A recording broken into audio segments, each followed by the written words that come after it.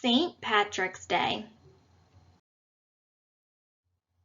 Written and illustrated by Gail Gibbons. St. Patrick's Day is celebrated each year on March 17th. This holiday is celebrated by the Irish and other people in many parts of the world. They honor St. Patrick, the patron saint of Ireland. St. Patrick lived many years ago. He was born in Britain around the year 380 and raised in a Christian family. His parents didn't name him Patrick. Some people believe his name was Maewyn.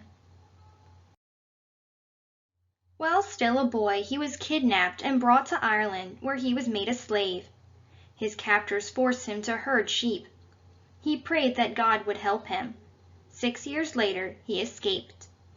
After finally arriving back in Britain, he lived quietly, thought, and prayed. He realized what he wanted to do. He had dreams of returning to Ireland to teach the people about God. He went to France to study religion. In the year 432, the head of the Catholic Church, the Pope, named him Patricius, the Latin name for Patrick. He became a priest and then a bishop. At last, Bishop Patrick's dreams came true.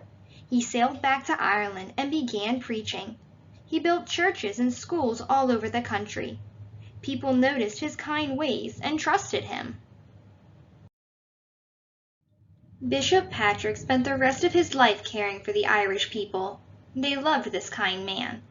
People honor Patrick on March 17th because he died on that date in the year 461. Later, the Catholic Church made him a saint, St. Patrick. Today, many things are done to celebrate this holiday.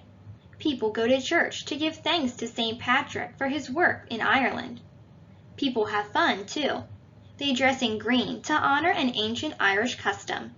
Hundreds of years ago, the people of Ireland burned branches with green leaves during the month of March and spread the ashes in fields to make them fertile and green.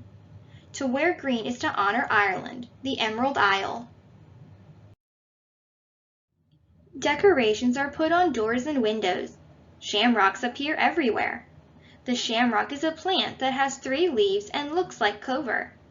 It is the symbol of St. Patrick as well as of Ireland. Leprechauns are remembered on St. Patrick's Day. Long ago, some Irish folk believed in these little magic creatures. It was thought if you caught a leprechaun, you could make him lead you to a pot of gold. Leprechaun comes from an old Irish word, lutrapan, meaning wee one. People believed they were only as big as your thumb. There is the Shaleli, too. In Ireland many years ago, there was an old oak forest called Shaleli. The Irish liked to own a sprig of Shaleli, a short oak club from the forest. Often people decorate shillelaghs with green ribbon. The harp is one of the oldest musical instruments and has been popular with the Irish people since early times. It serves as another St. Patrick's Day decoration.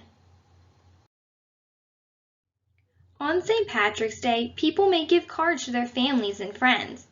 People also make cakes, cookies, and goodies to share with others. Some people give flowers. Others wear green carnations or pin shamrocks to their clothes to celebrate the holiday. There may be St. Patrick's Day plays, too. Some families and friends have quiet times together in remembrance of St. Patrick. Often there are meals to share. St. Patrick's Day parties are given, too. It is fun to sing Irish songs, dance Irish jigs, and play games. In many places, there are St. Patrick's Day parades. Flags flutter in the wind. Pipers and fiddlers play Irish tunes. There are green hats, people in costumes, green banners, lots of green. The first time St. Patrick's Day was celebrated in the United States was in 1737 in Boston. Each year, the Irish and many other people love to celebrate St. Patrick's Day. For many people, it is a day for worship and for celebration. And if you're not Irish, to feel a little bit Irish. Legends about St. Patrick. St. Patrick and the Snakes. It is said that St. Patrick got rid of all the snakes in Ireland. By beating his drum, he frightened them into the sea. Today, there are no snakes in Ireland. St. Patrick and the Poison. Some people say that a wizard tried to kill St. Patrick by putting poison in his drink. St. Patrick quickly turned it into ice and tossed it from his cup. St. Patrick and His Cloak. It is said that St. Patrick had a friend who borrowed his cloak. There was a big fire where the friend was staying, but he was not hurt because he was wearing St. Patrick's cloak. St. Patrick and the Shamrock. St. Patrick used the shamrock to explain to people about the Holy Trinity, one God in three divine beings, the Father, the Son, and the Holy Spirit. Growing at his feet was a shamrock. He used this plant to explain 3 in 1, one stem with 3 leaves. St. Patrick and the Fish. Another legend is that each year on March 17th, fish rise from the sea. They pass before St. Patrick's altar in Ireland, then disappear back into the sea. St. Patrick and the Sunset. It is said that the sun didn't set when St. Patrick died, and that it shone in the sky for 12 days and nights.